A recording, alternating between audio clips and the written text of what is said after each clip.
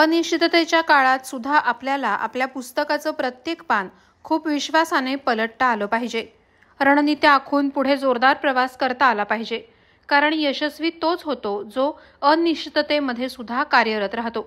सतत धडपडणारे व्यक्तिमत्व म्हणजे 85 वर्षांचा युवा वस्त्रहरणकार गंगाराम गवाणकर. वस्त्रहरण या गाजलेल्या नाटकाचं लेखन गवाणकर यांनी केलं आणि नटसम्राट मच्छिंद्र कांबळी यांच्या अभिनयाने आणि मालवणी भाषेचा झेंडा साता समुद्रापार डौलानं फडकू लागला. वस्त्रहरणचे 5,500हून अधिक यशस्वी प्रयोग करून दाखवण्याची किमया या सिद्धहस्त महापुरुषानं केली. विनोदातही मार्मिकपणे भाष्य करत सर्वसामान्य लोकांच्या व्यक्त त्यांनी आपल्या लेखणीतून मांडल्या. दोघी, वनरूम किचन, वात्रट मेले यासारखी नाटकं त्यांनी लिहिली. मालवणी भाषेला रंगमंचावर आणण्यात मोलाचं योगदान आहे. या मालवणी तरुणाला आमच्या प्रहार डिजिटलचा साष्टांग दंडवत. नमस्कार. प्रहारच्या स्टुडिओत आपल्या सगळ्यांचं पुन्हा एकदा मनपूर्वक स्वागत. खरं तर कोकण ही कलांची आणि रत्नांची खाण. अशा या कोकणाच्या समृद्ध खाणीमध्ये अनेक नररत्न जन्माला आली आणि अशाच एका नररत्नाला आज आपण भेटणार आहोत, ज्यांचं नाव घेतल्यानंतर प्रत्येकाला अभिमान वाटतो आणि ज्यांनी खऱ्या अर्थाने मालवणी बोलीचे पांग फेडले आणि आपली मालवणी बोली साता समुद्रापलीकडे नेण्यामध्ये ज्यांचा सिंहाचा वाटा, ज्यांचं वय वर्ष कदाचित 85 असेल पण जे आजही चिरतरुण आहे. रंगभूमीसाठी त्याने जे योगदान दिलेलं आहे ते प्रचंड मोठं आणि अनमोल आहे. आणि खरं तर माणसाचं जीवन हे संघर्षातून निर्माण होत असतं. जे संघर्ष करतात त्याला यशाची शिखरं पादाक्रांत करता येतातच. कारण यशस्वी होणारे लोक कारण सांगत नाही आणि कारण देणारे लोक कधीच यशस्वी होत नाही. ही संघर्ष गाथा आपण आज ज्यांच्या माध्यमातून बघणार आहोत ते वस्त्रहरणाचे लेखक सन्माननीय गंगाराम गवाणकर काका आज आपल्या स्टुडिओमध्ये उपस्थित आहेत. खरं तर हे परम भाग्य आपल्या सगळ्यांचं की असं रत्न आपल्या कोकणामध्ये जन्माला आलं आणि ज्यांनी मालवणी भाषेचं पांग फेडताना मालवणी भाषा लंडन मध्ये जाऊन सुद्धा वस्त्रहरण नाटक ज्यांनी केलं आणि खऱ्या अर्थाने साता समुद्रापलीकडे मालवणी भाषा पोहोचवली. त्यांचं वस्त्रहरण, वनरूम किचन आणि सध्या विठ्ठल हे नाटक रंगभूमीवर नव्यानं आलेलं आहे. 85व्या वर्षांमध्ये सुद्धा ते इतकं ध्यास घेऊन या कला क्षेत्रामध्ये आगेकूच करतायत. ते बघितल्यानंतर प्रत्येक जण त्यांच्या चरणावर नतमस्तक होतो. आज ही नतमस्तक होण्याची संधी मला प्रहारच्या माध्यमातून मिळते. काका, आपलं प्रहारच्या स्टुडिओत मनपूर्वक स्वागत. धन्यवाद. धन्यवाद अनिलकरण. प्रहारच्या स्टुडिओमध्ये मी बसलेलो आहे आणि लई दिवसापासून इच्छा होती कोकणात आल्यावर, कणकवलीत आल्यावर कधीतरी प्रहारच्या ऑफिसमध्ये जावं, गप्पा माराव्यात.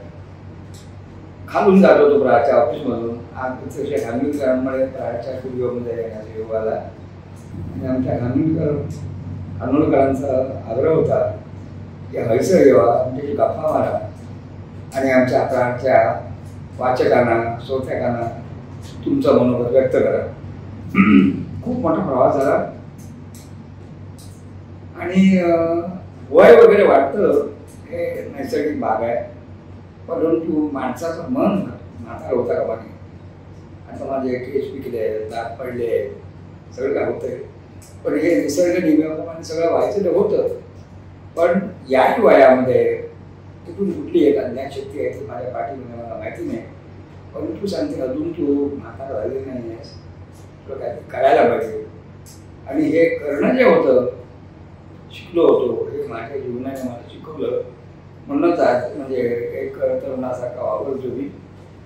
वस्त्रहरणाचा प्रवास आताच हरवलं म्हणाले की मी साता समुद्रापर्यंत नाही. पण नाटक हा प्रकार असा आहे, कधी एकट्याने तो होत नाही. तो समूहाचा प्रकार आहे. तो एकपात्री नाटक असो किंवा बहुपात्री नाटक असो, वस्त्रहरणच्या मागे खूप खूप खूप लोकांचा परिश्रम होते, तंत्रज्ञांचे, नटांचे आणि इतर दिग्गजांचे सुद्धा तसा प्रवास झाला. माझ्या आयुष्यात असा प्रश्न विचारायचा असेल, पहिलं लिखाण कुठलं तर श्रोते हो सांगतो तुम्हाला माझ्या आयुष्यात पहिलं लिखाण जर असेल ते वस्त्रहरण. त्यावेळेस 1962 ची गोष्ट आहे.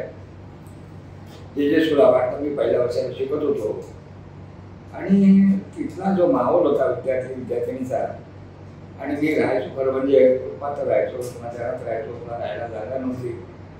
पण त्याही अवस्थेमध्ये 11वी पास होऊन मी सुलाभातला ॲडमिशन घेतलं होतं.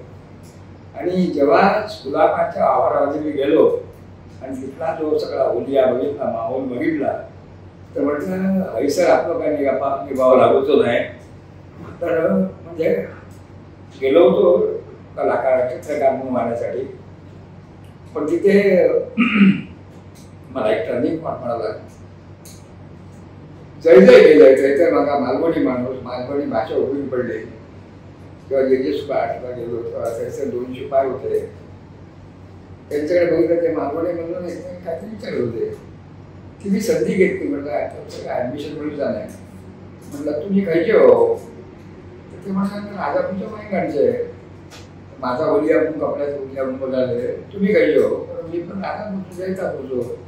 हैसर हे काही नसतो. मी 11वी पास आहे आणि जे सुद्धा बागमध्ये ॲडमिशन घ्यायला असेल. म्हणतो बाबू हय बघ, ह्या सगळं बघ, हे गाडी आहे बघ, ही पोरा बघ, सगळीच्या काटक असेल, तुझं हय निभाव लागूचो नाही. मग काय म्हटलं तुला नाटकाची आवड आहे का विचारले. म्हटलं होय. नाटकात काम केलं असंच काय? बोललो होय. तर म्हटलं कसा असा तू इंटरमिडिएट पास झाला का? ड्रॉइंग परीक्षा हो बोलो. मी ग्रेडमध्ये पास झालो. पण एसएससी टू ड्रॉइंग बद्दल असंच काय? बोलो होय. ड्रॉइंग स्पेशल सब्जेक्ट घेऊन मी पास झालो. मग तू एक काम कर, जेव्हा प्रॅक्टिकल परीक्षा पास होती ना तेव्हा इंटरव्ह्यू जाशील ना तेव्हा तुझ्या फॉर्ममध्ये अगोदर जास्तीत जास्त नाटकाचे नाव लिहून ठेव. किती हो? हैसर ना दामू केंद्रे नाटकाचे आमच्या स्कुलाभातला प्राध्यापक आहे. आणि दामू केंद्रेचं स्कूल आहे तुझं पाहिजे नाटक. आम्ही नाटकं त्यावेळी पाहिलेली होती आणि आढळ होते. तर ते इंटरव्ह्यू घेतले तुमचे तेव्हा जास्तीत जास्त नाटकाचे लिहू.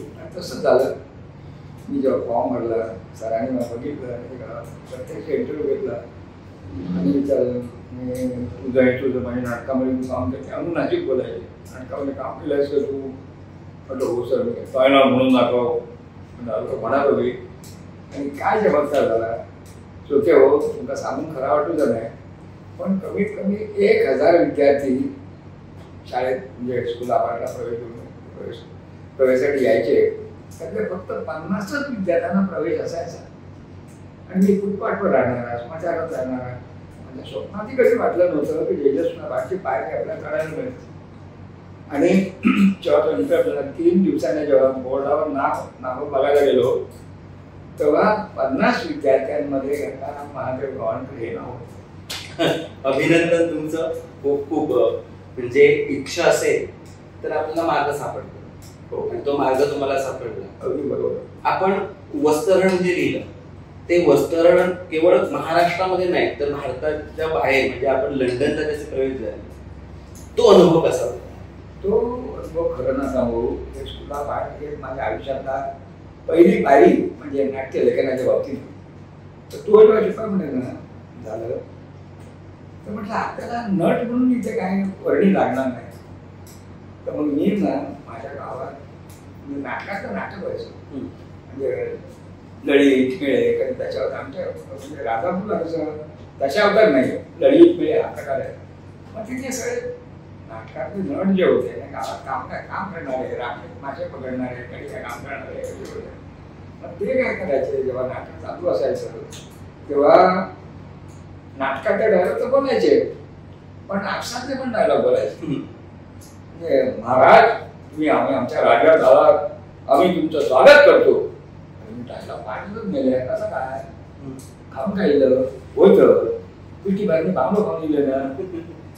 हे सगळं जे नाटकातलं नाटक होतं हे म्हटलं नाटकातलं नाटकच असं काहीतरी करून विडंबनात काय लिहिलं.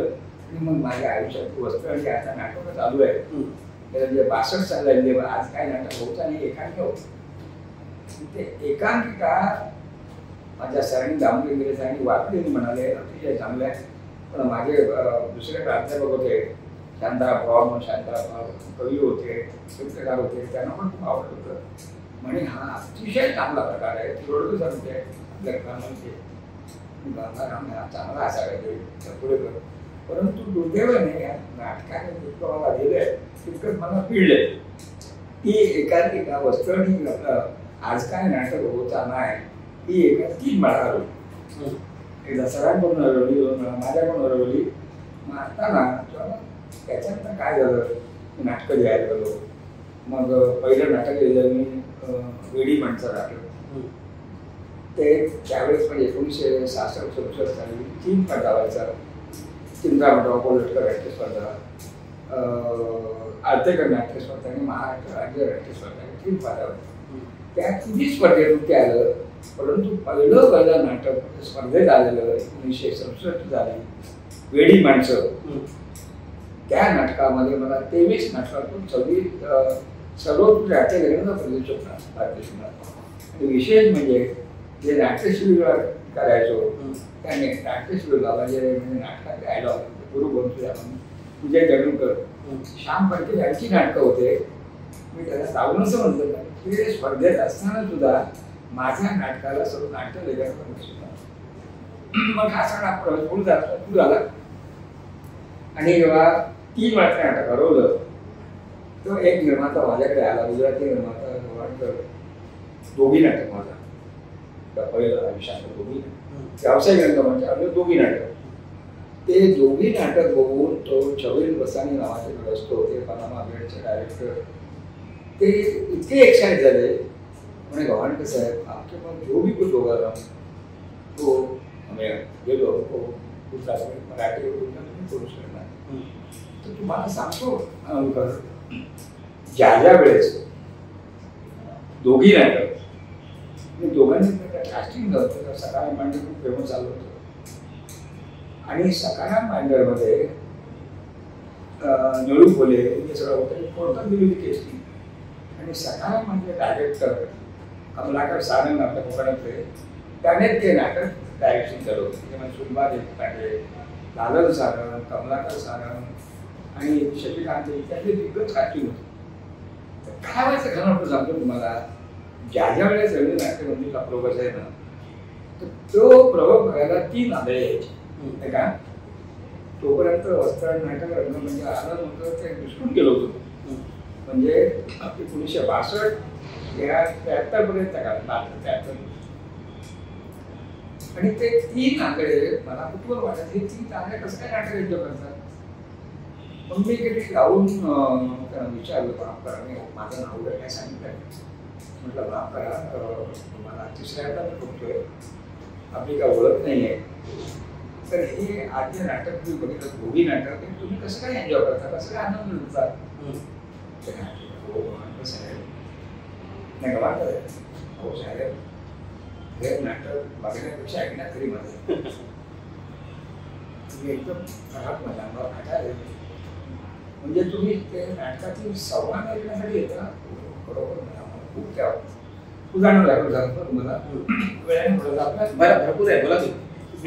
त्याच्यामध्ये प्रसंग दोघीमध्ये माधव नावाचा मध्यमवर्गीय माणूस आहे, त्याचा वर्गमित्र, पण तो वाया गेला गॅरेजमध्ये काम करतो, दारू पितो आणि कधीतरी तर लग्न जमतात, त्या लग्नाची पत्रिका घेऊन तो त्याच्या घरी येतो. हे त्या दोघी नाटकाचा प्रसंग आहे.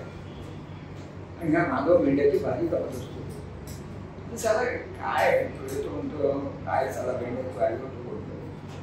त्याला वसंताचा कॅरेक्टर नारायणपाई नावाचा जबरदस्त नटता रेल्वेमध्ये भूमिका. तो म्हणतो की अरे काय झाला रोजो ती म्हणतो ना, माधव म्हणतो साला किती दिवस कापायची आणि खायची भेंड्याची कापायची भेंड्याची भाजी. एकाने कापायचं, दुसऱ्याने खातायचं.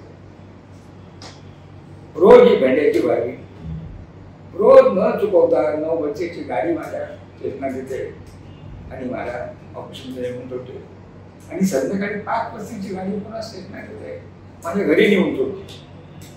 एके दिवशी डोळ बदलून भरते कशी जात नाही, कशी जाणार माणसाला. गाडीला सवय झाली आहे तो माणसाच्या स्वभावाची. त्यांना किती सोडलं किती चुकवलं तर ती शेवटी त्याच्या जीवनातच नेऊन सोडणार. आमचं टाइम टेबल ठरलेलं आहे. लोकांपासून परलोकापर्यंत जुन्या पाण्याला नवा रंगापासून ज्या दिवशी आम्हाला पाण्यात टाकण्यात आलं त्या दिवशी आमचं टाइम टेबल आम्ही ठरवून टाकलं. जायची गाडी 9 वाजतेची, यायची गाडी 5 वाजते. तर वसंत येतो, अरे कसा लागायचे लग्नाची पत्रिका घेऊन आलोय म्हणजे तू संसार करणार. माझा विचार हो यार मी संसार करणार. माझं सांगतो कशा की त्या दारूच्या नशेपेक्षा संसाराचा नशा एकदम जहरी असतो.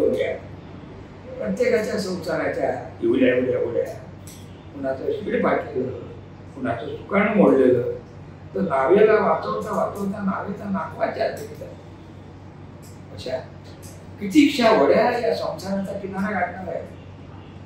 तेव्हा तो प्रसन्न सांगतो अरे सोडतो यार माझं कसला समुद्र कसला ओढा आणि कसला किनारा घेऊन बसलाय. जो जिथे संपला तो त्याच्या आयुष्याचा किनारा. बरोबर जन्माला येताना प्रत्येक माणसाच्या वाट्याला 9 पावशे अर्धी बाटली जीवन वाटेल आहे. थोडं पुरवून खायचं आणि जीवन संपलं की खाली मागची उचारा घेऊन तिरडीवर जाऊन आरामात जेवलं पाहिजे. प्रत्येकाचा समुद्र आणि किनारा तो निघते का. खरंच जीवनाचं वास्तव नाटकामधून कसं आपल्याला अनुभवायला मिळतं त्याचं मूर्तिमंत उदाहरण म्हणजे माझ्यासमोर बसलेला 85 वयाचा हा चिरतरुण योद्धा. तर पुढे सांगण्याचा उद्देश असा आहे की त्या आंधळ्यानं हे समाज आवडायला मी कोणी त्यांना सांगितलं नव्हतं. इतक्या तो छबील बसाने मला शोधत आला. अहो भगवान साहेब गेले 3 बोलतोय मी येतोय कुठे ठेवतोय तुम्हाला त्याच्या शिक्षण तुम्ही गमन करता कोणत्या नाईला घरी गमन करेल. बघा एक आशीर्वाद माणसाच्या आयुष्यामध्ये त्याचा उपयोग होतो. तुम्ही गमन कर दोघी जणांकडे हो मी गमन तुम्हाला सांगतो गमन तिघे बसल्या तुम्ही याच्यामध्ये जे जे लिहिलं ना ते चिरंजीव आहे.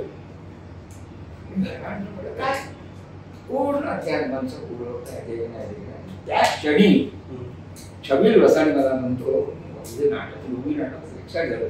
आता पुण्याचा योग करतोय तो 2024 साली अरे वा हा घेवा लागू शकतो मी काय करायचं नाही. तर त्यांनी असं सांगितलं म्हटलं माझ्या डोक्यात आता खरोखर काय नाही तो त्याला दोघी करायचो गुजरातमध्ये पण दोघीचा अवधान एका माझ्याकडून तो हे करून परवानगी घेऊन अनिल मेहता म्हणून. मग तुमच्या डोक्यात काय आहे म्हटलं माझं मी आता पोस्टेड ब्रँड करणार का बरोबर काय नाही. मग तुमच्याकडे काय असेल तर बघा मला तुमच्या मराठी रंगभूमीवर निर्माता जराठी होता छबील वसाने. माझा परिचय नाही काहीतरी पण ते पानामल वेळेचे डायरेक्टर होते. तर हा माझ्यामध्ये कधीतरी हरवली काय काय मालवणी चालेल म्हणे पण तो आंधळ्यांचा आशीर्वाद त्या डोक्यात होता आणि माझ्या अंगावर रोमांच उठून गेला होता. आणि मग एकदा बसलो 2-3 रात्री आणि पहिल्यांदा बोललो ना याचा नकारात्मक आज काय नाटक होऊचा नाही हे टायटल बदलून टाकायचं शीर्षक आणि सकारात्मक वस्त्रण नामकरण केलं ते नाटक लिहिलं. आणि खानोलकरांचं सामान खरं वाटत नाही. ते नाटक 1975 साली त्याच रवींद्र नाटक शुभारंभाचा बरोबर 6 नोव्हेंबर 1975 आणि 8 नोव्हेंबर 1975 2 प्रयोग. 8 नोव्हेंबर फुलंचा बाईंचा वाढदिवस होतो. 2 प्रयोग झाले. 2 प्रयोग आणि त्यावेळेस आपल्या कोकणातले त्यावेळेचे मालवणी सम्राट राजा मयंकर हे पांडवाच्या सरपंचाची भूमिका करत होते. आणि विष्णू बिलीव तुम्हाला खरं वाटत नाही त्यामुळे गोप्या कोण होतं माहिती आहे मधु आपल्या गोप्या संजीवनी बिडकर त्यावेळेस लावणी सम्राट नाही. संजीवनी बिडकर मंजुळाबाई होती आणि राजा मयंकर पांडवाचा सरपंच मधु कडू होता. आणि का सांगून खरा नाही वाटत परत म्हणते मी मच्छिंद्र कांबळी एक राक्षस दुसऱ्यासाठी होऊन गेला. जो 75 साली वस्तडामध्ये एक राक्षस आणि दुःशासन वेगवेगळं 2-2 वाक्याचं तोच माणूस 1984 साली त्या नाटकात काम करून त्या प्रमुख भूमिका करून लंडनच्या प्रवासाला गेलो. हा तो मोठा आपल्या अगोदरचा सगळा जो प्रवास आहे ना, हा चांगला प्रवास नाही कमी करत. नंतर काय झालं, हे नाटक ना पडलंच म्हणतो. कारण काय, नाटकातलं नाटक हे कोणाचं लक्षात येऊ नये. लोकांना काय वाटलं माहितीये की हे कलावंत आमच्या दशावतारी नाट्य टिंगल करतायत. बरोबर, विडंबन नाट्य हे पहिलं नाटक आहे. पूर्वी म्हणजे याने पण शरद एकच काय विडंबन केलं, म्हणजे मालवणी मुलखातलं रंगमी आलं पहिलं विडंबन नाटक पर्टिक्युलर लक्षात येत नव्हतं त्यांच्या. आणि मग काय झालं की याचा काही माणसांनी तर बघितलं होतं नाटक, हे भयानक नाटक आहे. पण दामू केंद्रे सर त्या नाटकाबरोबर आलं होते. दामू केंद्रे होते, शाळेत सावळे होते, त्यांना पडलेले नाटक आहे.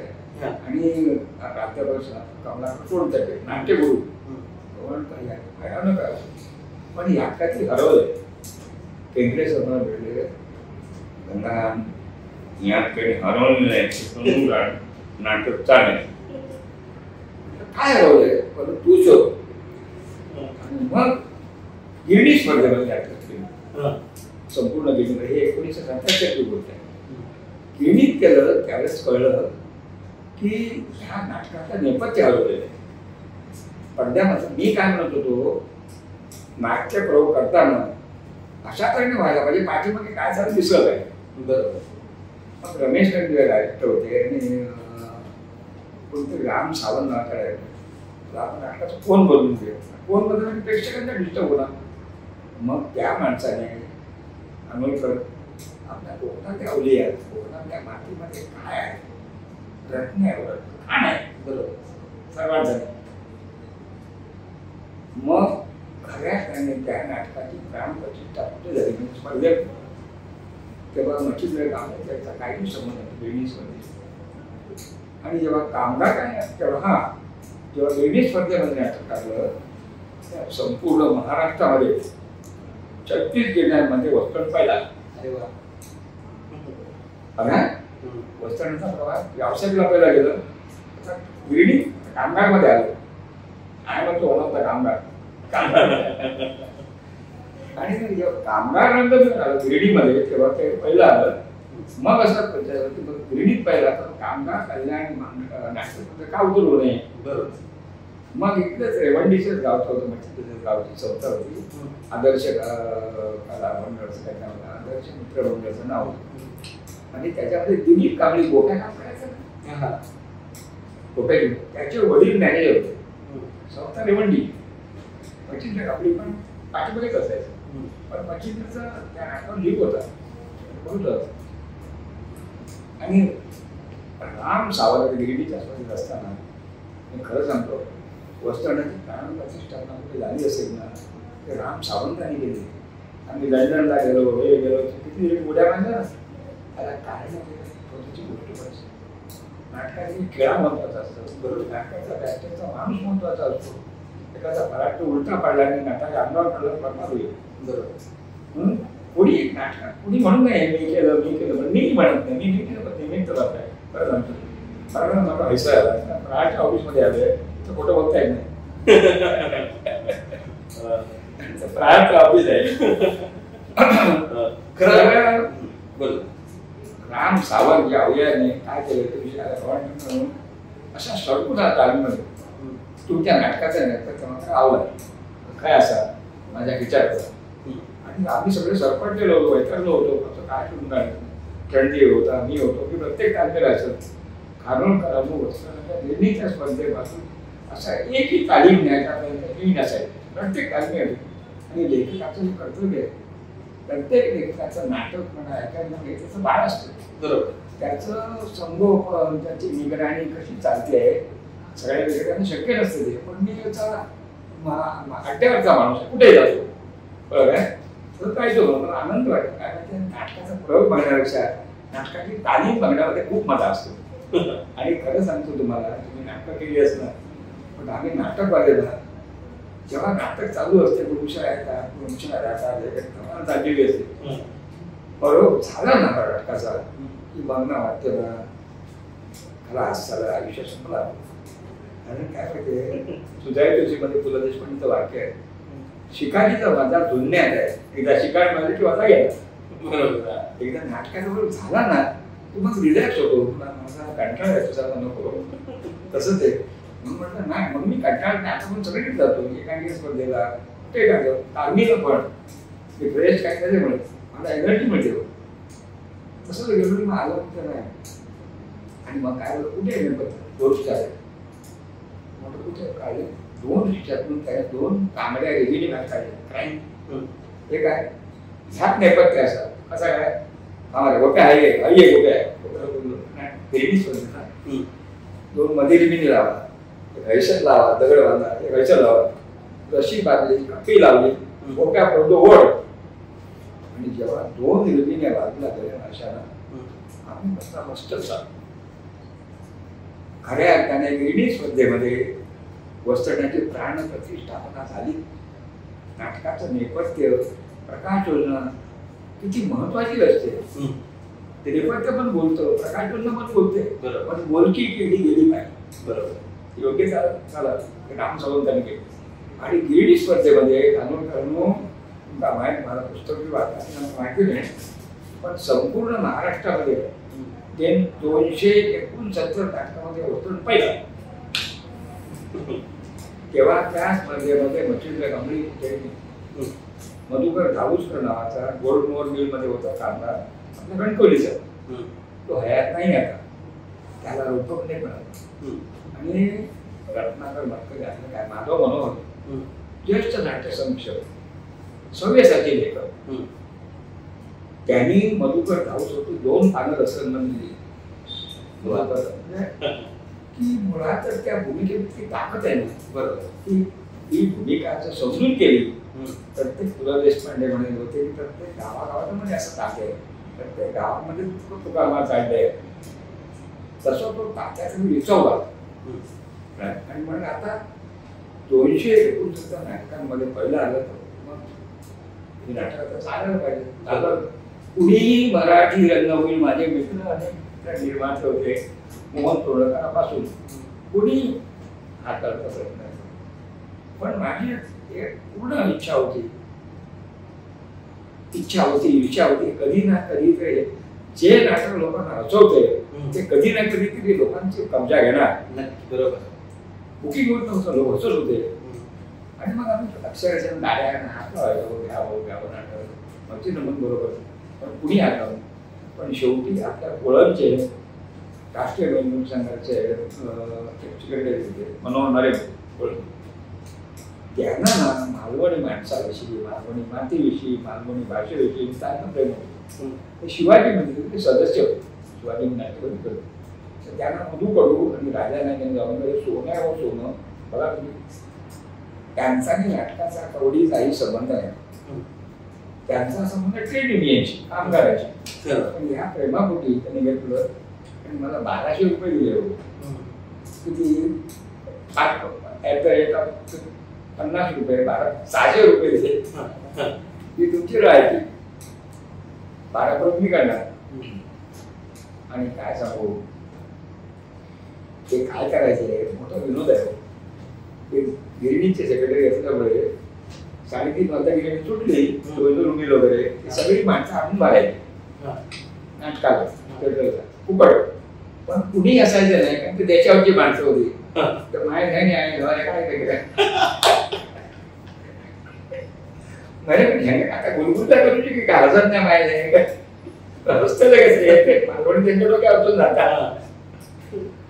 मग असं होता ना तुमका सांगतंय हा प्रवास मला म्हटलं ना तुमका लहान प्रवास नाही 60 पुढे पाहिजे नळे घंटे 60,000 पल्लवी आले दोन लोकांची जागा पल्लवी 60,000ची $1.5 जागा घेतली डोक्यावर नरेंच्या.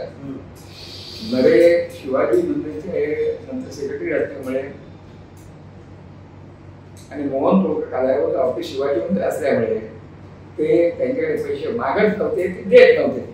पण तोंडवळ हा हुशार माणूस रंगभूच्या भीष्माचार्य म्हणतो आपल्या रेवडीचे तिकडे कधी नाटक चालणारे पैसे मिळणार हो 60,000 1980 साली शोधणं काय टेक्शन नाही उगाच नाटक चाललं. आणि मग मरे म्हणाले आपण ना कंटाळलो नाही पण थकलो किती सोसायचं किती वाट बघायचं लोक माहिती हस्तपद येत नाही कसे काय करूया तुम्ही सांगा चांगल्या ठिकाणी काहीतरी नाटक डायरेक्ट करून टाकायचं काय करूया पुण्यात जाऊया पुन्हा हे त्याचं मायाघर आहे जाऊया. आणि कर्मधर्म सहयोगाने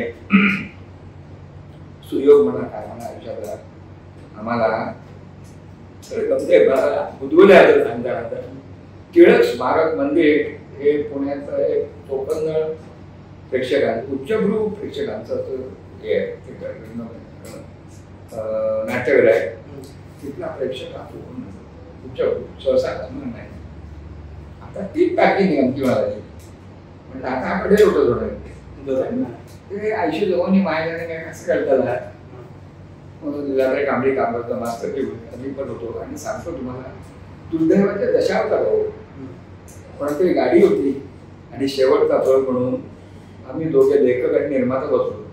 गाडीमध्ये गाडीची कपॅसिटी होती 25 काय 26 तर आम्ही दोघे ऍड झालो त्याच्यामध्ये. आणि मनोहर नरे आणि गंगाराम गवाणकर शिवाजी मंदिर दादर पासून टिळक स्मारक मंदिर पुण्यामध्ये एकमेकांच्या मांडी मांडीवर बसून प्रवास केला. निर्माता लेखक तिकडे गेलो. आणखी दुसरं दुर्दैव पुढे आलं तेव्हा मी रंगमंचावर गेलो सगळ्यांना विश केलं म्हटलं आज बघा शेवटचा प्रोग्राम आहे मी कॅमेराला काय काय केलं आणि विंगेतून बघितलं अरे माझ्या पोटात गोळा लो पायात पेटका आला. काय होतं माहितीये ज्या साहित्य सम्राट आहे अखंड महाराष्ट्राला बरगड्यामुळे पण हसवलं ते साक्षात महाराष्ट्राचं लाडकं दैवत पु ल देशपांडे पहिल्या गोष्टी घेतो म्हटलं ज्या महापुरुषी महाराष्ट्राला त्यांनी कसा हसवणार पण चमत्कार आयुष्य करायला वेगवेगळी खायला इच्छा असेल ध्येय असेल तर कुठेतरी परमेश्वर त्या पोकळीमध्ये अज्ञात एक शक्ती असते तुमचं बघतात आपण झोपून तुमचं चेंदामेंदा करतात आणि मग तुम्हाला येत येतात. बरोबर भगवान त्यांनी सगळं फाडके देत आहे तो पण फाडून टाकतो आपल्याला चिंध्या झाल्या अहो पहिल्या वाक्यापासून भाई माझ्यावर वरून पुष्पवृष्टी होते की काय घेत होतो मी 8,000 प्रयोग झाले पण प्रेक्षकात बसून मी कधीही माझं कुठलंही नाटक आता काय बघितलेलं नाही का कोण नाही मला मुंबईत बघून माझा ते वळकणीत राहून आपलं यश बघायला मला मिळालं पुढे पुढे करणार नाही. आणि झालं मग बाबा तुला अरे लेखक कुठे आहे टिळक स्मारकमध्ये पोट माया नाही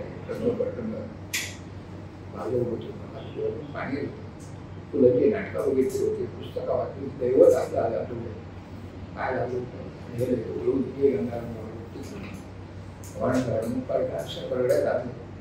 हसून हसून झाला दुखून जातं सगळा दुखलेला पण नाही मालवणी कोंबडी आज मला बिन गरम मसाल्याच्या खाण्यासाठी वाटली काय औषध होऊन ती माहिती नव्हतं त्याच्यामध्ये कसं काढणार गडबुजी केलं. पण हा एक बाजूला पण नाटक पाहिल्यानंतर बाईने चहा बरोबर छान मला फक्त आलं ती तारीख आहे 19 ऑगस्ट 1980. ते पत्र जे आशीर्वाद जे पत्र लिहिलं तुम्ही म्हणजे मराठी रंगभूमी कच्चा देशी पान आणि सगळ्यात शेवटीचे वाक्य होतं पत्रामध्ये ते असं होतं हे नाटक बघण्यापेक्षा यात मला स्वतःला जर भूमिका मिळाली करायला मी स्कुला नाटक कुंडळ असल्यामुळे कमर्शियल डोक्यात होतं म्हटलं या मौल्यवान शब्दांचा आपण जाहिरातीसाठी उपयोग करू नये आणि तसंच झालं. त्या पत्राची पूर्ण ओळ छापायला सुरुवात आम्ही केली आणि मग तिथे 5,000 किती होत नव्हतं त्या ठिकाणी ब्लॅकने केलं सांगून खरा वाटूचा नाही 10 रुपयाचं तिकीट शिवाजी मंदिरात सांगतो समोर प्लाझा टाकले तिथे सगळी पोरं तिकडची म्हणजे चित्रपटाची तिकडे प्लाझा टाकली बॅकची माणसं तिकीट विकण्याचे नाटकाची तिकीट घेऊन तिकडे फुटपाथवर विकायची 10 रुपयाचं तिकीट 100 रुपयाला जातं आणि डोळ्यात काय अरे वा ते कोणाचा यश आहे ते महापुरुषाचा परिसर नक्कीच आम्ही काही पण आम्ही लंडनला गेलो कुठं काय केलं खूप सोचलं कोण होता मनोहर मुलगीचा केलं सोचलं पुढे आलं पु ल देशपांडे आले पत्राचा वापर झाला म्हणून ना आज तुम्ही जे माझं प्रहारमध्ये बसण्याचा आज मला सौभाग्य मिळालं आहे ना ते बिकॉज ऑफ पु ल देशपांडे वा खरं तर मोठी माणसं हे सगळं जे आता पण आम्ही अखिल भारतीय नाट्य संमेलनात अध्यक्ष झालो जे जे काय सगळं मिळालं आहे ना ते केवळ पु ल देशपांड्यांचा आशीर्वाद मिळाला म्हणून कुणी काही म्हणू आणि कुणी असं म्हणून येणे की पु ल जेव्हा त्या भाषण केलं होतं 28 मिनिटाचं वाटतं म्हणाले की तुम्हाला प्रचंड यश मिळालं आहे नक्की बाहेर रंगमठातून जेव्हा बाहेर पडायला तर कॉलर टाईट करून बाहेर पडायला परंतु रंगमठात तुम्ही आतमध्ये याल ना तेव्हा अतिशय नंबर पण आहे गर्वाचं रूपांतर कधी अहंकारात होईल आणि अहंकार म्हणून कधी खड्ड्यात जायला सांगता येणार नाही रस्ते झालेल्या रंगभूमीवर या कुणी गर्व करू नये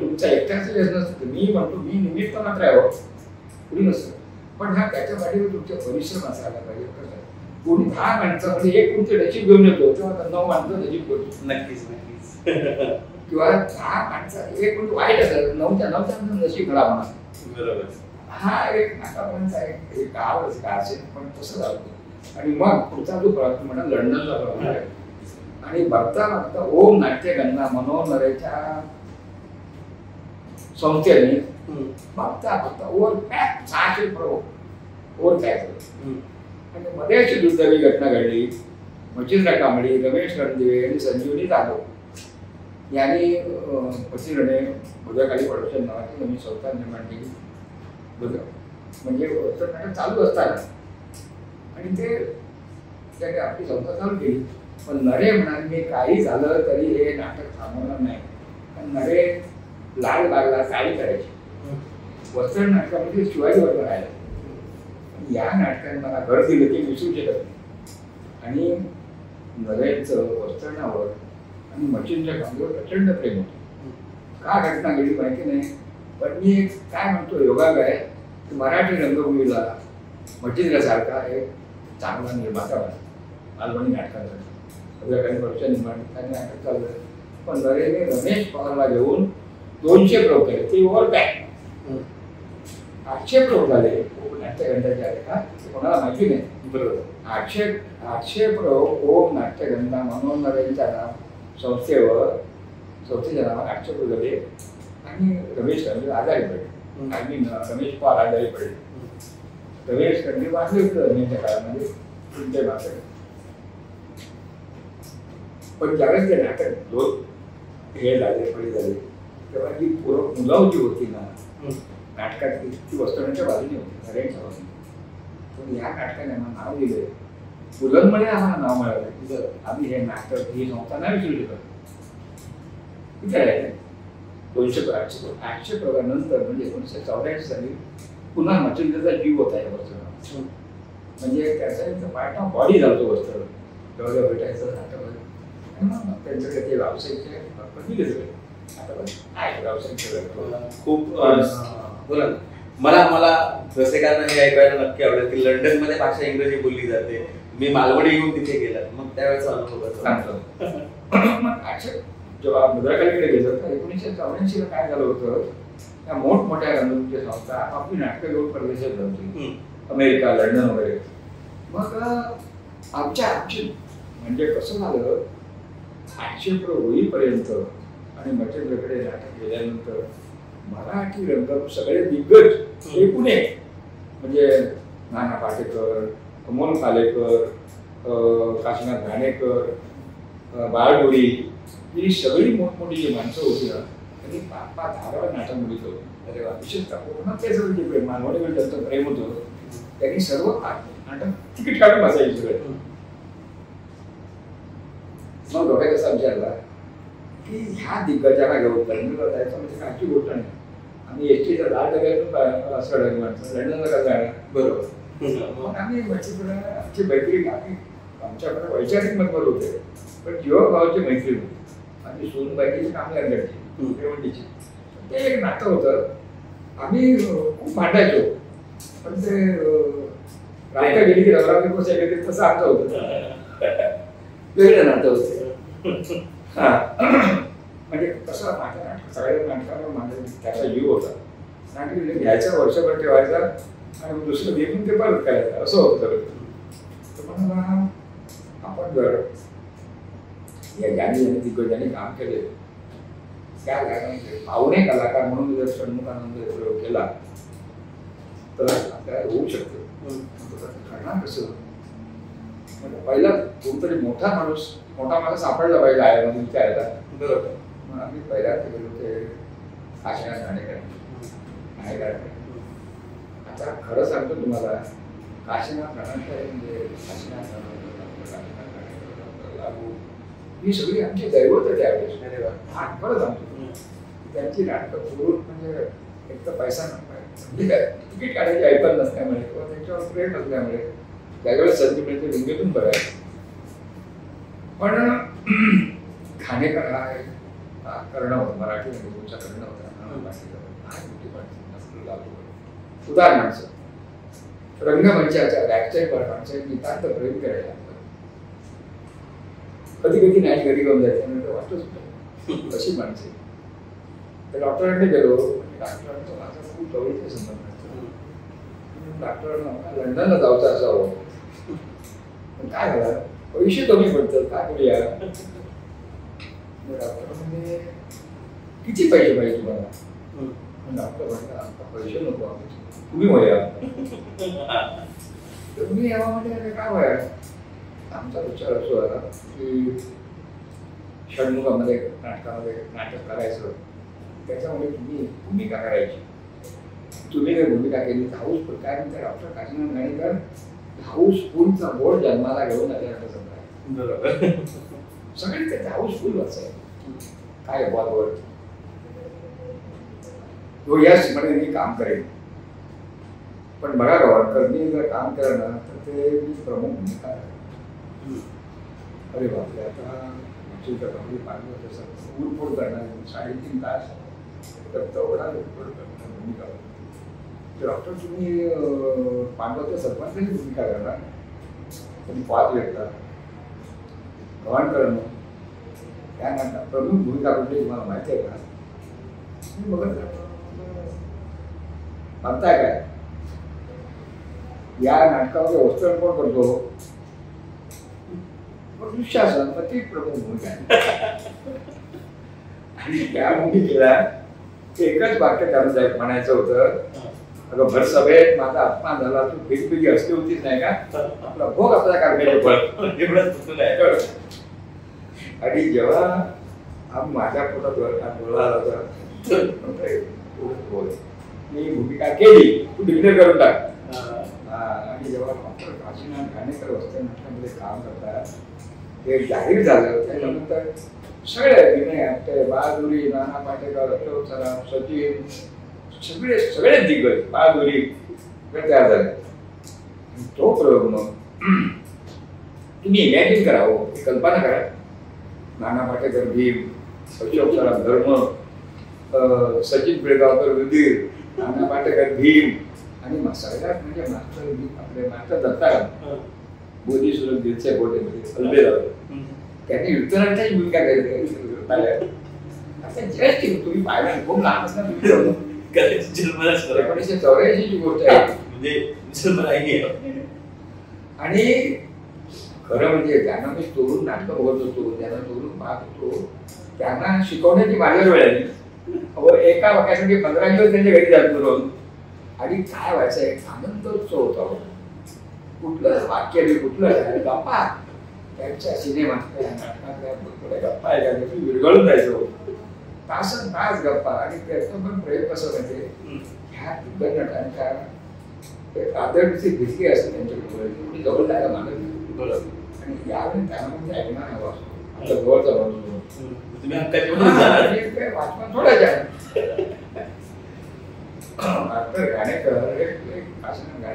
भक्तांगण होतो राजा माणूस आणि शिकवलं नाटक झालं मी सांगतो त्या नाटकाच्या दिवसात काही वेळेमध्ये ओव्हरटॅक झालं आणि एक माझे मित्र होते ACP लेवलचे विजय कदम अजून ते हयात आहेत कोल्हापूरला असतात तर ते आले युनिफॉर्म मध्ये होते चेहरा पडलेला होता गव्हाणकर आज म्हणजे बायको मला अंगात मिळणार नाही काय प्रॉब्लेम काय नाही हो माझ्यासमोर सगळी जाती तिकीट विकली गेली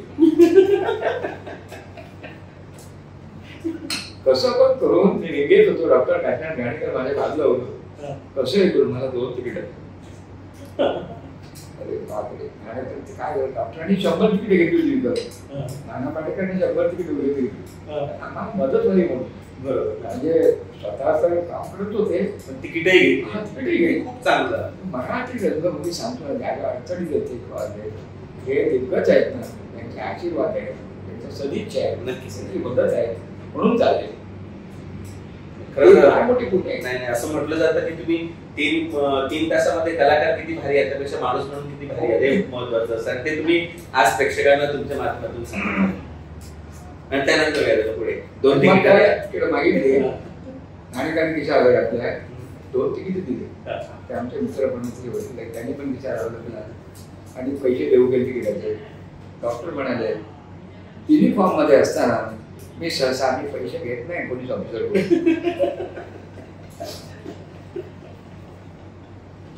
एवढा मुश्किल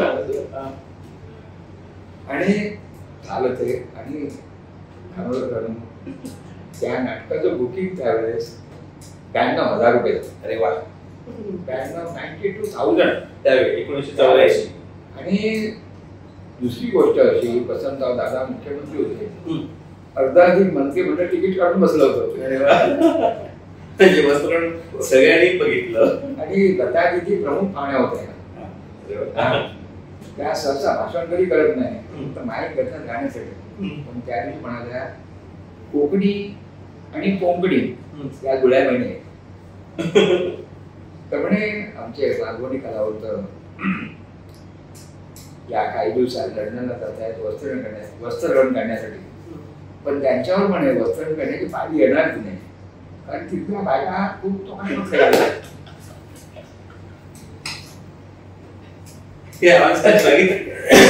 एवढ्यावर त्या थांबल्या नाही पण त्याने लता दिदीने 5,000 रुपये दिले. आम्ही सांगतो त्या मंगेशकर भगिनींचं दिदींचं होतं माझ्यापेक्षा खूप माया सर्वांनी मोठा ते सगळं कुटुंब ज्या ज्या वेळेस साहित्य संघात प्रयोग असायचा त्या वेळेस सगळं कुटुंब श्रद्धेने प्रेमाने तिकीट काढून बसायचं पहिल्या आठवड्यावर 65 महिन्यात पहिल्यापासून त्यांचं प्रेम होतं ते झालं मग आणि मग ही एवढं सगळं झालं तर मग रणनीती काय जाण्याची म्हटलं सुटला आणि गांधी कलानो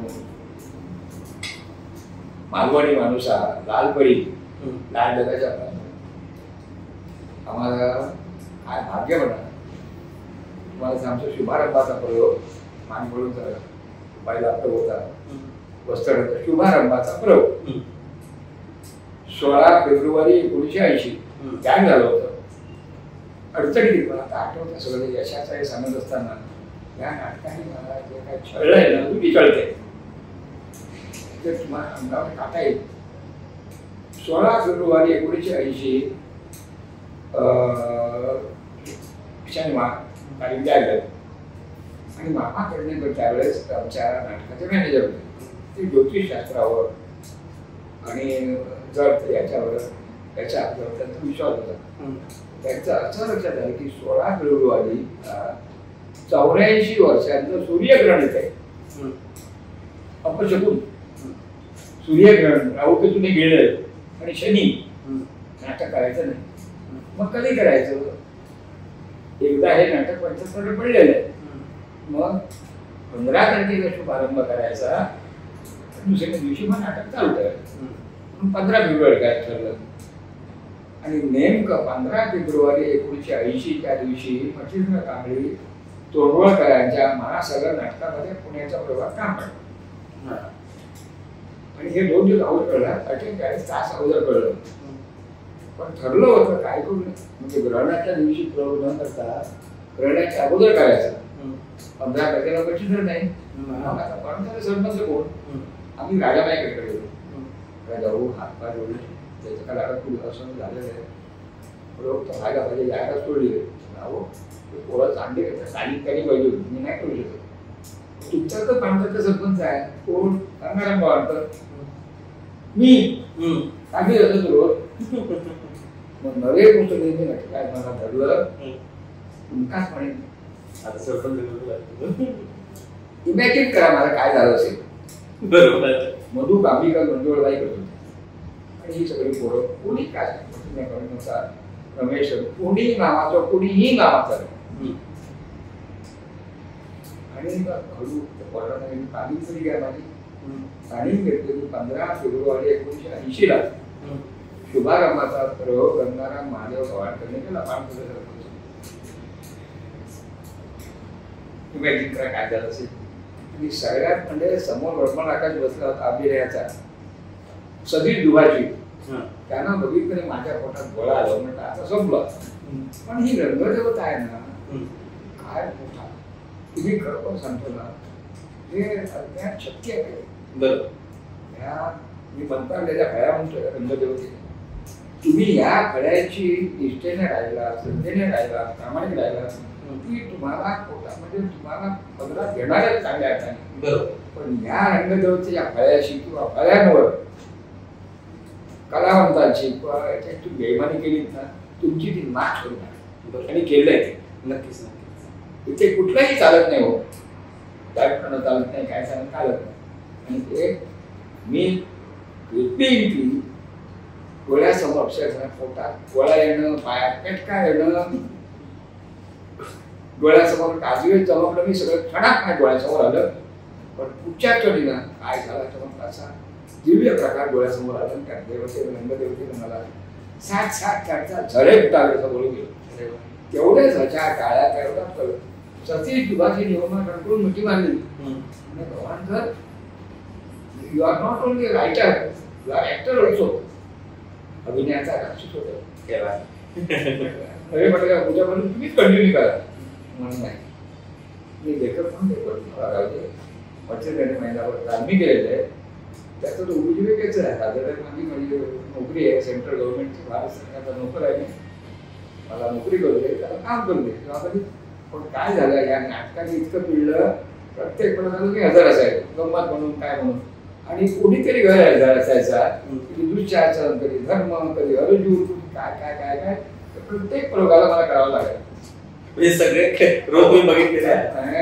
प्रसाद कांबळीने जेव्हा मच्छिंद्रा गेल्यानंतर सेलिब्रिटी मध्ये केला प्रयोग तर तेव्हा सुद्धा मी असंच गेलो बघायला काय मॅनेजमेंट होतं. अचानक गेलो काका अध्यक्षांच्या कुठे गेला काय आलं प्रदीप पटकन नाही आलेलं अध्यक्षाची भूमिका करणार मी गेलो. कोकणी माणूस किती भाऊ आहे माझं वय का कमी होत नाही त्याचं काही नाही. काका तुम्ही जेवढं काय सांगताय ते बघा ऐकल्यानंतर म्हणजे असं इमॅजिन आम्ही करतो. आम्हाला एक डायलॉग म्हणून दाखवला सरपंचाचं तात्याची एखादी भूमिका त्याचा एक डायलॉग ऐकला म्हणजे कोणत्याही ऐकलंय तुमच्या मध्ये आम्हाला ऐकायचं. तुम्ही ते नाटक सुरू होण्यापूर्वी प्रेक्षकांच्या मागून नाटक सुरू करा नाटक होतं बाबू म्हणतो ना अरे हो हो टाळी आहे की त्या फुकटाची चिठ्ठी केली पिकता तो काम होता त्या टाळी आहे पिकतं त्याची चिठ्ठी आहे फुकतं पण या अरे नाही ह्याच तू बघा तू सांगितलं तुझे बेकार काय हे नाटकात दिलं ते माका पण सांगलो होतं तू झालो नंतर मी काय म्हणतो मंडळी आणि नाटकात काय होतं तुला माहिती नटीचा माहिती आहे प्रेक्षक आमका माहिती आहे काय माहिती आहे हो नटी म्हणजे सुरावळीची पोळी मुंबई नाटकची म्हणजे आजूबाजू येतो असलो तो भाऊ पण येतो वर्गणी वर्गणी परवडणार नाही वर्गणी काढली वर्गणी कोण देणार नाही तसं निष्कोपणी असं काय सहन करतोय हे सगळे जे आहे ना. आणि मग काय धोतर काय खाली घाल पण माहीत आहे माझ्या तर तुझं काय संबंध नाही मागून नाही हो कापलो त्याचा काय अरे खेच्यावर येतेवर चालेल मालवणी बोली किती छान असू शकते की त्याच्यामध्ये असलेले जे अविर्भाव आहे ते किती सुंदर असू शकतात हे आपण खूप छान मांडलं आणि ते खूप ऐकण्यासारखं होतं. सध्या तुम्ही कोकणातच राहताय म्हणजे मुंबई कोकण टू मुंबई आता पुन्हा मुंबई टू कोकण. नाही असं नाही सांगतो तुम्हाला. आता मी जसं मुंबईमध्ये होतो एक मगाशी एक भारतात राहून गेलो. जेव्हा मी मुंबईत आलो तेव्हा मी 12 वर्षांनी वडिलांनी भेटलो. मी वडिलांना ओळखलं नाही, वडिलांनी मला ओळखलं.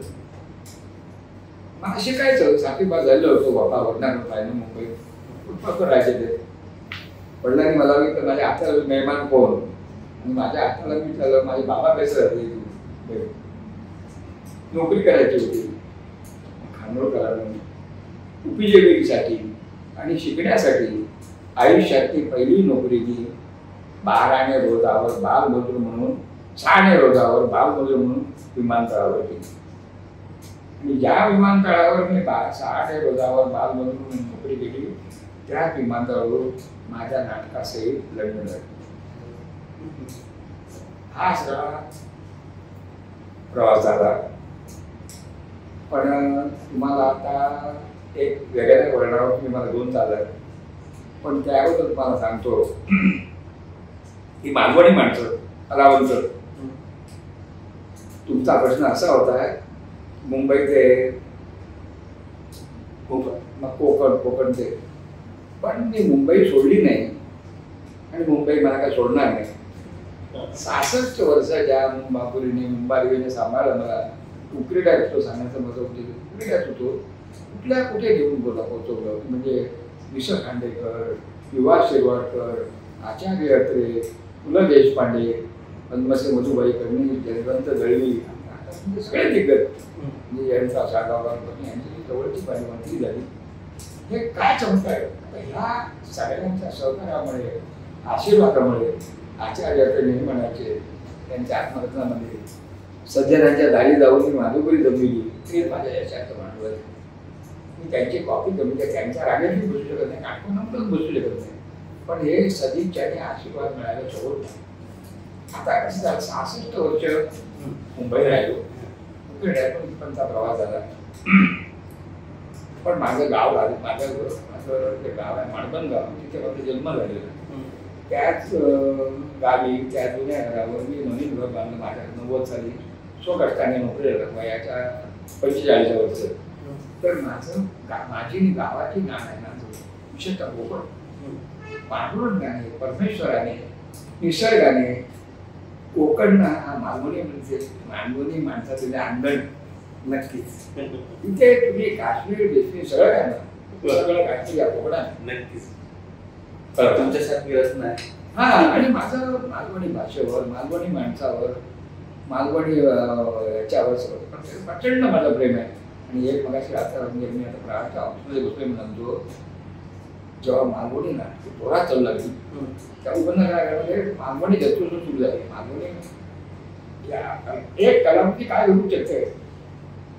एका प्रदेशामध्ये एका बोली भाषेने थोडा मोठा चमत्कार केले तेव्हा कोकणामध्ये मालवणी जत्रू सुरू केले. त्याच्यामध्ये महाराष्ट्र राणींनी ते मालवणी नाटकं म्हणा दशावतार हे सुरू केले. आणखी तर जीव धरला.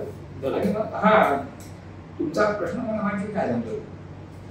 आणि मग या नाटकामुळे माझ्यामुळे त्या कलाकृतीमुळे आकाशवाणी दूरदर्शन चित्रपट याच्यामध्ये मालवणी याला आणि माझ्या मालवणी नाटकावर हे कोणाला माहिती नाही आता तुम्हाला पहिल्यांदा सांगतोय. कोकणातले असंच म्हणून वस्त्र नाटक माझं आणि शेक्सपियरचं नाटक मिडसमर नाईट ड्रीम साडीच्या या दोघांवरती तुलनात्मक निबंध लिहून नाशिक विद्यापीठाकडून M.Phil पदवी मिळवली करण्यात आली. अरे वा तुम्हाला सॅल्यूट. नाही सांगू का तुमच्या प्रश्नाचं उत्तर द्यायचं मी थांबणार नाही राहणार नाही. मुंबईचं कोकण नंतर आता ना माझी नाळ ह्या कोकणात जन्म असल्यामुळे एक माझं स्वप्न होतं. मी कुठेतरी इथे जन्मलो कोकणात जन्मलो मुंबईत गेलो स्वकष्टावर कोणाच्या आशीर्वादावर सलीम सनमडकर मोठा नाही म्हणजे काहीतरी कुठेतरी मिळालं पाहिजे. पण मग इथे आणून मला असं वाटायला लागलं इथले जे स्थानिक कलावंत त्यांना मुंबईत जायला संधी मिळत नाही. आणि मी निश्चय केला होता मी गावी आल्यानंतर मी 2-3 तरी नाटकं बसवी त्या नाटकातल्या कलावंतांना घेऊन मुंबईला येईल. आणि आता मी एकोणीसशे आता गेल्या वर्षी वस्त्र काम केलं शाळेचा पोहोचेल त्याच्यात माझं त्याचा सरपंच गाव आहे त्या 83 वर्षी आणि ते नाटक घेऊन त्याचा रवींद्र नाट्य मंदिरला केला तसाच कामगिरी होतं. दुसरं अशी 2 नाटकं आता एक सून बाईटवर आहेत ते नेलं आणि आता आणखी एक नाटकाचा टोटल सिटी हे नाटकात परत मुंबईला जातं.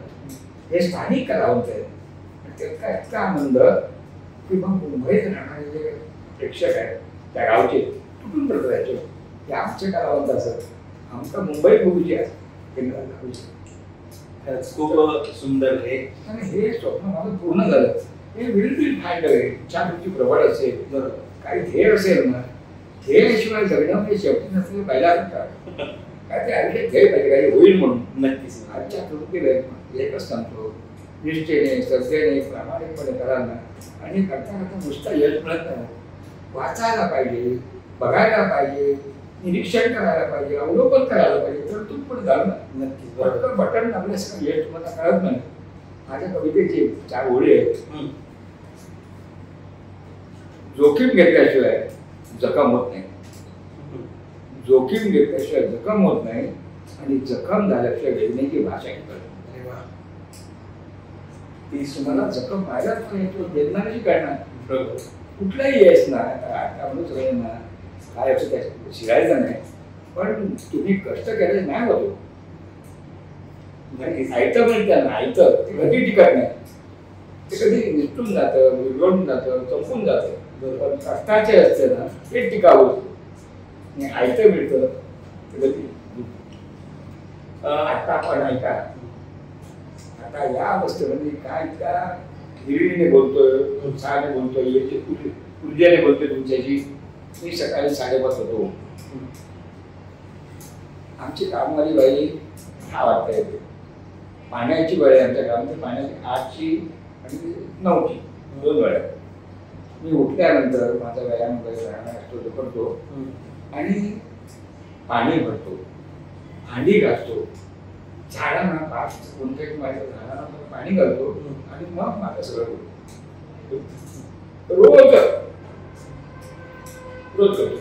हे का आणि भांडी घासता झाडांना पाणी पुरवता किंवा आणखी जेवण करतो मी चांगला स्वयंपाक आहे कांद्यापासून कोंबडीपर्यंत सगळं करतो. बोला तर हा एक तुम्ही स्वतःचा की कुणी नाही इदम नम तुम्ही कुणी नाही म्हटलात ना की तुम्ही सगळे जग जिंकून सगळं की म्हणजे मी केलं जेव्हा मी केलं तेव्हा तुम्ही समजायला असता. बाबा आमचे म्हणायचे तुमच्या सहकार्याला तुमच्या कार्याला सहस्रात हा प्रभू लावतो तेव्हा तुम्ही कार्य समजा यशस्वी होते असं आहे. आता तुम्ही काय करतो विचार. मला आता हे विचारायचं आहे तुम्ही वस्त्रहरण केलं तसं एक दुसरं नाटक तुमचं खूप छान चाललंय ते म्हणजे वन रूम किचन. मला ती स्टोरी तुमची स्वतःची आहे. होय मी जगलात ते मागे थोडक्यात स्टोरी सांगा. हा वनरूम किचन कशी आलो ना तेव्हा फुटपाथ राहायचो ना ऐकलं म्हणायचं ना कधी तरी नाही आयुष्यामध्ये स्वतःच वनरूम किचन असावं. आणि मग ते करता ती स्टोरी म्हणजे त्याची जी सगळी पात्रं पाहिलेली कुठलीही कलाकृती ही जिवंत कधी होते त्याला अनुभवाची जोड पाहिजे वास्तवाची जोड पाहिजे. वास्तवाच्या जोडीला कल्पनेचा मुलामा चढवला प्रतिभेचा मुला चढवला ही कलाकृती निर्माण. वास्तव झाड तुम्ही झाडाचं चित्र कधी काढाल झाड बघाल तेव्हा बरोबर असायला लागेल. तर ते तसं झालं मानवी गोष्ट होती ती. आणि मग त्यातली पात्र जी होती ना सगळी परिवारी ती माझ्या आयुष्यात आली जिवंत पात्र होती ती मला भेटायला आली. आणि आम्हाला कुठे ते इतके दिवस बोलतोय वावरतो पण ते वापर ना आम्हाला ती बंधून टाकली. इव्हन वाकटमेळ्यामध्ये पण हे सगळे वाकट मला भेटले वाकटिका भेटले मला वाकट 2,500 प्रयोग झाले. आता पुन्हा ते चिराची वाचून येते सगळी आंदोलकरांनी सगळी जुनी नाटकं परत येऊ बांधलेली असतात. खरंच खूप छान. हा म्हणजे काय ते मला कळत नाही. जुनं ते सोनं. आता माझ्याबरोबर माझे पत्रकार राजेंद्र लाड आहेत, ते बघतायत. त्यांनी 6 वर्ष माझ्यावर वावर प्रत्येक ठिकाणी येत आहेत आणि ते बघतायत की हा उत्साह कुठे येतो. हा उत्साह मी नाही, एक कोणती अज्ञान शक्ती आहे करणाऱ्याच्या मागे उभे राहते. फुकट ठरणाऱ्यांच्या मागे 2 दिवस उभे राहिले, तिसऱ्याची लाभ मारणार. बरोबर, ते वास्तव सत्य आहे. बरं सांगतो, आपण जेव्हा अध्यक्ष होता नाट्य संमेलनाचे आपण अध्यक्ष होता बरोबर ना, 96 ठाण्यामध्ये. मग तुमच्या कारकिर्दीत बऱ्यापैकी चांगल्या गोष्टी तुम्ही नाट्य रंगभूमीला केल्या. आज जर आपण बघितलं तर आज कुठेतरी ज्याला आपण म्हणतो टेक्नॉलॉजी आली आहे, त्यामुळे कुठेतरी नाट्यभूमीकडे प्रेक्षकांची पाठ फिरते. तुम्हाला काय वाटतं? हो बघ, कसं झालं म्हणजे की हे होतच म्हणे.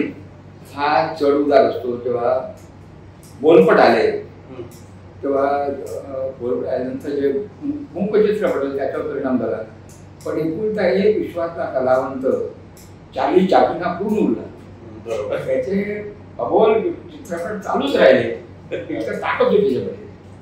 आता तो त्याचं उदाहरण पण पुढे जायचं म्हटलं का टेक्नॉलॉजी खरोखर परिणाम. कारण काय झालं, या मोबाईलमध्ये घर बसल्या म्हणून बघायला एक भाग झाला. शहराच्या ठिकाणी मूळ मुद्दा म्हणजे शहराच्या ठिकाणी लोकांना सुट्टीच्या दिवशी बाहेर पडणं कंटाळा येतो आणि पुन्हा बाहेर स्वतःची गाडी बाहेर काढायचा पार्किंगचा पण प्रॉब्लेम. एक माणूस कधी मराठी माणसाचे संस्कार सुसंस्कृत सुशिक्षित मराठी माणसाची एक वृत्ती असल्यामुळे तो एकटाही कधीही करमणुकीसाठी भाग पडून नाही तोरासारखा. तो कुटुंबाला घेऊनच जातो. प्रत्येकाच्या कुटुंबात 4 तरी माणसं असतात. आता 500 गुणिले 4 म्हणजे एकाला 2000. ते त्याच्या महिन्याच्या बडेजमध्ये बसावं लागतं. पण नाही झालं. आता मग काय झालं, दूर झाले. मोबाईल तर काय सांगायचं, या हा एक ना ब्रह्मराक्षस आहे मोबाईल फोन. त्याचं सगळं काय, मला त्यातलं काही कळत नाही. फोन घ्यायचं कळतो, द्यायचं कळतो. युट्यूब फेसबुक मला काय कळत नाही, बघत पण नाही. आणि काय होतं याच्या मी बघितले पोरं सोडून धरून ना सगळं जसं क्रिकेट आणखी हे मोबाईल हा आता एक धर्म झालेला आहे. तुमच्या हातात जर मोबाईल नसेल तर पार्ट ऑफ युअर बॉडी झाली. तर तुम्ही घरी गेलो पहिल्यांदा चार्ज होता, चार्जिंग तो चार्ज झाला तर तुम्ही चार्ज होत नाही. मोबाईल ते टेक्नॉलॉजी त्याची आवश्यक आहे. यंत्रविकासानुसार आपल्याला पुढे गेलं पाहिजे, होणार नाही. पण आमच्या नाट्यसृष्टीमध्ये असा एक कलावंत अवलिया कलावंत विजय चव्हाण वारला, विचारायला लवकर वारला. त्याने आयुष्यामध्ये शेवटपर्यंत मोबाईल घेतला नाही आणि त्याच्यामुळे त्याचं काय आई अडलं नाही. येणारे चित्रपट मिळायचे, येणारे नाटकं मिळायचे, काम करायचं. कोणाचं काय म्हणतो ना, हे अडणं बिडणं कुठे आहे सगळं. आता विजय नक्कीच, पण एक आहे याने परिणाम झालेला आहे. पूर्वी माणसाकडे पैसा नव्हता, पण पैसा आलेला आहे. पण पैसा जाण्याचे मार्ग पण तेवढेच मोठे झाले. त्याचा हा परिणाम. हा पैसा एकाच्या 2-2, 3-3 गाड्या 2-2 स्पीड पडतात. जाणार कुठे, काय पेट्रोल आणताय आपण विचार करत नाही. पण एक आहे, आपला भारत म्हणजे आता नाटकाचा विषय बाजूला होतो, जगाच्या पाठीवर कधी मागे जातो. नक्की. आणि तुमच्यासारखे नाही रंगकर्मी जेव्हा लेखक असतील, कारण लेखक समाजाच्या 4 पावलं पुढे असतात. आणि ही संतांची भूमी आहे. या भूमीवरचं सोनं म्हणा, माती म्हणा, धनसंपत्ती इतकं लुटली गेली, पण लुटून पण संपत नाहीये. आता मिळतंय ना सगळं. आणि पवित्र भूमी आहे, पवित्र भूमी. आता अयोध्या म्हणा की हे म्हणा काय म्हणू दे, पण हे सत्य आहे सगळं, बरोबर सगळं. आणि मग आमच्यासारखा कलावंत कधी संधी नव्हतो ना, म्हणजे अज्ञान शक्ती आमच्या सगळ्या कलावंतांना कुशीत घेते, जोजवते, मोठं करते. किती संकट आहे त्या, आणखी काय होईल. पण मराठी रंगभूमी कधीही बंद पडणार नाही. नक्कीच हा आशावाद आम्हाला नेहमी देणार. नाट आली होती विटाण्यावरती नाट बंद झाली. अनिष्ट गोष्टीला एकच उत्तर, इष्ट गोष्ट तुम्ही चांगली करू नका. बरोबर. आणि निश्चितच त्यामध्ये आणि किती म्हणतात हा टोटल चाललेली गोष्ट खरी आहे. आता कधी कधी म्हणतात मराठी निर्मात्यांना आमच्या एक अस्तित्वाची लढाई असते, जाहिरात असायला पाहिजे. पण ते कंट्रोल होते काही काय चालते. पण नफा तोटा कुठल्या धंद्यामध्ये असतो, पण सगळ्यात कठीण धंदा नाटकाचा धंदा. तिथे गेलेला पैसा फक्त किती आहे तुमच्याकडे? 10 लाख रुपये, 10 लाख रुपये फोडणीला पण पुरणार नाही. कारण पहिला 25-30 लाख पण पहिला रुपये बनवतो. मुली जन्माला घालून चालत नाही, त्याचं पालन पोषण निगराणी करायला लागते, मोठं करावं लागतं. सेम हाच हिशेब केला मंचावर. एक पुढे होऊन चालत नाही, ते पुढे चालवलं तर प्रोडक्शन कॉस्ट असते ना, की आजकाल जेवढं लाखो ठेवायला बरोबर ते सगळे हाऊसफुल जात नाही, असं सगळं गणित आहे. पण ठीक आहे, मी त्या कधी स्पर्धे गेलोच नाही. परमेश्वराने दिलं, भरपूर मिळालं, भरपूर दिवस माणसं रोज नवीन. आणि मी कधी म्हाताऱ्या माणसांमध्ये बसत नाही. सॉरी, सर्व वृद्धांची माफी मागतो मी, तुमची क्षमा मागून बोलतोय. तुम्ही सुखी असा, आनंदित राहा, शतायुषी व्हा. पण मला ना का कोण जाणे, मी अनेक ठिकाणी ज्येष्ठ नागरिक संघाचा सदस्य आहे, वाढदिवसाला पत्र येतात बोलावतं. पण का कोण जाणे, तुझ्या सुनेन काय केलं, तुझ्या ह्यांना काय केलं, त्यांना काय केलं, हे मी ऐकणंच आहे. प्रत्येकाची व्यथा असते, कथा असते. पण माझी तिशी आतले सगळे मित्र आहे. खरंच तुम्ही तरुण आहात. पण जे म्हातारे आहे त्यांना म्हणतो तुम्ही तरुण राहा. तुमच्याकडे बघून नक्की सगळे आता तरुण होतील पुन्हा. असं आहे ना बरं की सकारात्मक आयुष्य. बरोबर, हा जो ही वेदना आली आहे, हे संकट आलेले आहे, हे दुःख आलंय, हे दुःख संकट वेदना नसून हा गुरु आला. हा आपल्याकडे शिकवते पुढे. तरुण पूर्वजण आता काय जगण्यात काय अर्थ नाही.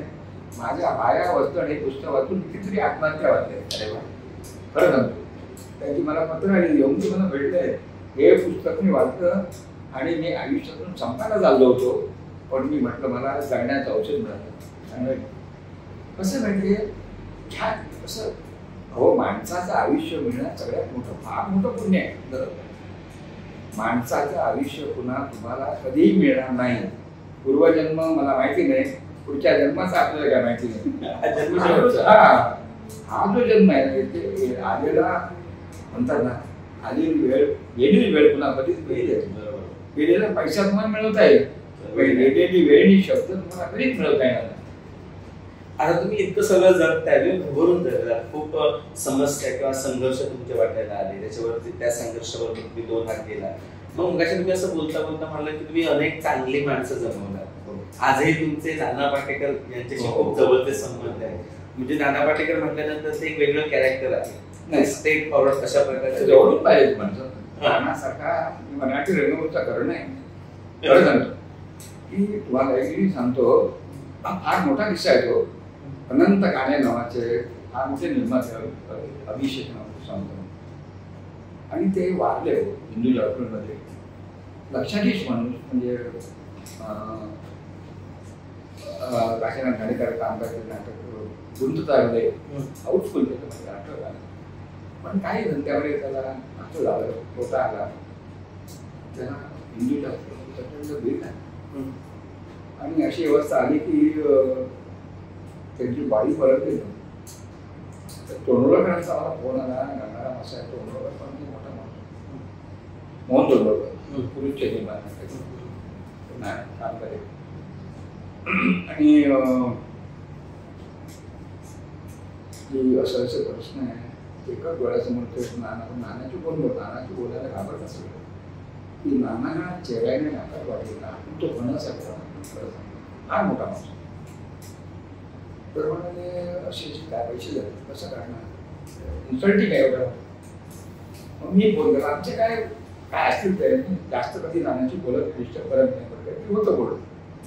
नाना फोन केला, 8:30ला सकाळी फोन केला, असं असं झालं नानाचं एक काम करा, अर्ध्या वेळेस मला फोन कर. अर्ध्या वेळेस फोन केला, म्हणजे तोडगोळ करा, माझ्याकडे होती माणूस पाठवायला सांग. नाना माहीत असेल अंधेरी लागायची. माणूस गेला, नानाने 50,000चं म्हटलं ते कुणालाही पाहिजे. बाबा म्हणजे आनंदवनात गेलो होतो, प्रकाश आमच्याचे मी बोलत होतो, 2 दिवस राहिलो होतो. ही ती समोरची बिल्डिंग जाते का, कोण मागतोय तुम्हाला माहिती आहे का? नाही, नाना पाटेकरांची. खरंच ते कोणाला माहिती रंगमंचावर आमचे असे महापुरुष उभे आहेत म्हणून खरंच मी नाना त्याची कधी वाच्यता करत नाही, कधी वाच्यता करत हा म्हणजे दान कसं द्यावं करण्यासारखं जातं करण्याने दान कसं तो दात काढता सोन्याचा ना तो असा नाही दिला तर ते पाणी नव्हतं म्हणून काढण्याने बरं पाणी काढतात आणि अगरबत्ती असं आता ना कधी बोलत नाही.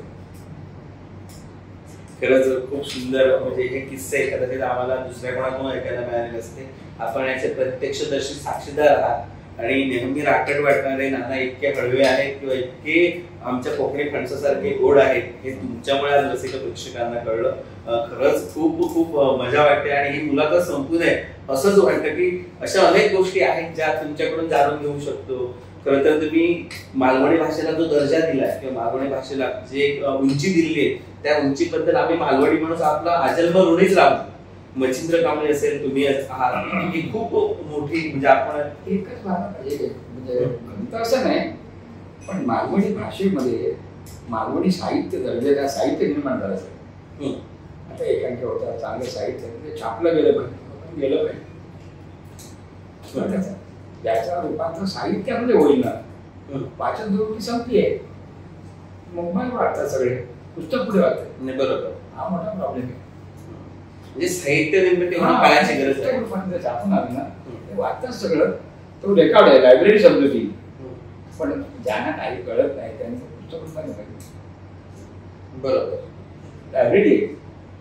नक्कीच आमच्यासमोर असलेले सुज्ञ जे प्रेक्षक आहेत त्यामधले काही लोक लेखन सुद्धा करत असतील त्यांना आपल्या रूपानं हे मार्गदर्शन आहे की जर आपली संस्कृती किंवा आपली बोलीभाषा ज्याला आपण मालवणी म्हणतो अधिकारांना जे आपण व्यक्त करण्यासाठी वापरतो ज्यांच्या माध्यमातून सुखदुःख आपण शेअर करत असतो त्या भाषेवर नुसते रील्स करून उपयोगाचं नाही तर ते साहित्य झालं तर ते खऱ्या अर्थाने समृद्ध होऊ शकतं आणि खऱ्या अर्थाने आपली भाषा समृद्ध होऊ शकते. खरंच या ठिकाणी आपण आलात विचार व्यक्त केला हे विचार व्यक्त करत असताना अनेक गोष्टी आपल्या अनुषंगाने मांडतायला आपण चिरतरुण आहात आणि त्याचा हेवा मला सुद्धा वाटतं की काही क्षण का असं मला तुमच्या सानिध्यात बसता आलं. आता एक शेवटचा प्रश्न की नाना तुमची म्हणजे आता आपण एक सरपंच म्हणून भूमिका केल्यात आपण एक उत्तम सर्जनशील लेखक आहात. आता तुम्ही कोकणचे सुपुत्र आहात कोकणाकडे कसं बघता साहित्याच्या दृष्टीने? कोकणाकडे असं कसं माहितीये साहित्यिक दृष्टी वगैरे असं नाही पण एकच आहे निसर्गाने जे कोकणात दिलंय ना याचं संवर्धन व्हायला पाहिजे जपणूक व्हायला पाहिजे आणि हे राजकीय पातळीवर आम्ही कलावंत ते करू शकत नाही. आम्ही कला सुचून देऊ लोकांना हसू लोकांचे दुःख बांधू पण याचं मी सांगतो ना एक एक कोकणातला समुद्र किनारा याला जर पर्यटन केंद्राचं जर काय स्थान म्हणालं तर कोकणासारखा समृद्ध प्रदेश जगाच्या वाटेवर कुठला आहे. एक एक खडं जाऊन बघावं तुम्ही समुद्र केलं शिल्पकलेचा अप्रतिम हे जेटी होती ना आमच्या कोकणामध्ये सगळीकडे जेटी झाल्या ना पर्यटक वाढत जातील. प्रत्येक समुद्र किनाऱ्याचे गाव आहे तिकडे जेटी व्हायला लागली त्यांना जे करावे आपल्या स्थानिक जे नागरिक आहेत त्यांना रोजगार मिळेल ना. बघा तुम्ही जेटी आहे तिकडे फुगे विकण्यापासून बटाटे वडे विकण्यापासून तो काय सगळं काय बरोबर व्हायला पाहिजे. कोकणाला म्हणून शहराकडे काय होतो इथे दुसरं मासे पाणी याच्याशिवाय दुसरं साधन नाही म्हणून ना. बरोबर आंबा शेती काय विकण्यासारखी नाही मासे आणि समुद्र तर हे म्हणजे नाही समुद्रात आहे ते कुठेच नाही. बरोबर ती माणसं सोन्या समुद्राच्या पाण्याच्या माझ्यावरती घालत आहे पण ते कसं होईल त्याला अभिनेत्रीचा दर्जाचं दिलं तर होईल ते आम्ही कलावंत काय विचार करू पण शासनाने त्याच्याकडे एक रोजगाराचं साधन म्हणून केलं आहे ते बघितलं कोकणाचं ते कोकण समुद्र जवळ आता गावामध्ये सगळे म्हातारे वेळ येतो मैकाला सगळे म्हातारे आहेत वेगळं पण मयत पण म्हातारे येणारे पण म्हातारे तरुण मोठे वगैरे मृत्यू म्हटल्यानंतर लोक एकदम असे काय म्हणतो सिरियस होतात पण मृत्यू सुद्धा हसून सांगताय सांगतो जायला निघालो तर रस्त्यात देवळं दिसतात, स्मशाने दिसतात, कधी रंगमंदिर दिसतात, पण मी हात पायला रोजतो स्मशान.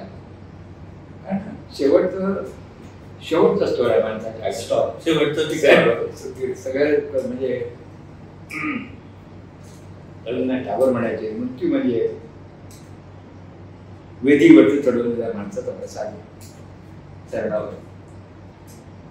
मृत्यू सगळं तो स्वीकारला पाहिजे. नाही खरंच खूप सुंदर. आपण साहित्यिक भाषेमध्ये जे काय बोलताय ती कुठेतरी एक टच होऊन जाते आपल्याला.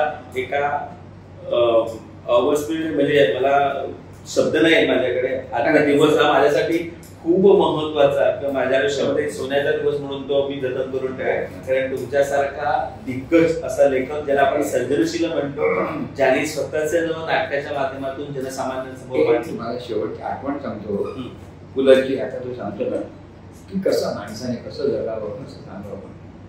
एक मे महिन्याची संध्याकाळ होती.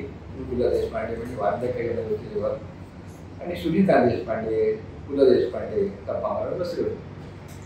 सायंकाळ झाली होती आणि संध्याकाळी 7 वाजले होते. अंधार पडायला लागला होता. म्हणून सुनीता देशपांडे खिडकी बंद करायला गेल्या. तर आणि उकाड्या लागतात. पुण्याचा उकाडा फार गरज येतो. आणि सुनीता कशाला संध्याकाळच्या मरणाच्या घरामध्ये खिडक्या कशाला बंद करते. सुनीता बाई म्हणाल्या, अरे भाई यावेळेस मच्छर आतमध्ये येतात ना संध्याकाळच्या वेळेस घरामध्ये. बाई थांबले आणि काय म्हणावं तर साहित्याचा महापुरुष विश्वसतो नाही का की आयुष्याच्या संध्याकाळी मच्छराशिवाय आपलं दुसरं कोण भेटायला नाही. हा केवढा स्वतःवरती केलेला विनोद आहे. इतका माणसाला लहान असावं. नक्कीच मी महापुरुष आहे, पटलेले वृक्ष आहे. खरंच खूप सुंदर. कसं आहे की म्हणतात ना मी काय नाही, तुमच्यासारखी तरुण बोलकी माणसं म्हणतात ना तेव्हा बोला असं वाटतं. खरंच मला तुमच्या सहवासात धन्यवाद. तुमचा स्नेह आशीर्वाद सदैव आमच्या मागे असू द्या.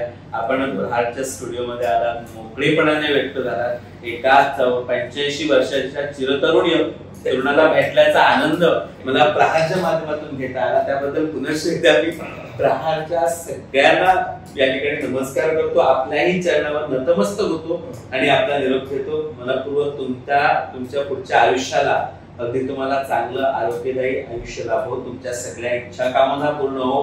पुन्हा एकदा वस्त्रणासारखा काहीतरी चांगला नाट्यप्रयोग तुमच्या माध्यमातून आमच्या भेटीला यावो या सदिच्छेसह मी आपला निरोप घेतो. पुनश्च एकदा आजन्म ऋण व्यक्त करतो आणि या ठिकाणी टाकतो. मनपूर्वक आभार आणि धन्यवाद.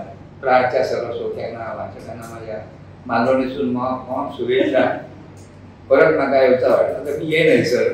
बोलेन. धन्यवाद. जेव्हा कोकण आपला जातो प्रहार पण आपला जातो.